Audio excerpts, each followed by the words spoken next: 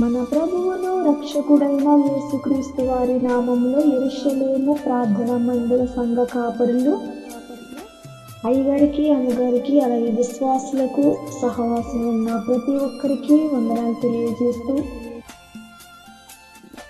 ఈరోజు దేవుని వాక్యము యోహాను సువార్త 15వ అధ్యాయం 1 నుండి 3వ వచనం చదువుకుందాము. నేను నిజమైన ద్రాక్షావల్లిని, నా తండ్రి వ్యవసాయకుడు.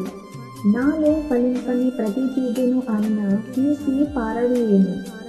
ఫలించు ప్రతి తీగె మరి ఎక్కువగా ఫలింపవలనని దానిలోని పనికి రాని తీగెలను తీసివేయను. నేను మీతో చెప్పిన మాటను బట్టి మీరిప్పుడు పవిత్రులై ఉన్నారు. ఆమె పరిశుద్ధ వాక్యము మనందరి జీవితంలో నెరవేర్చబడిన కాక, ప్రభువు మనందరినీ దీవించును కాక. ఆమేన్, ఆమేన్, ఆమేన్.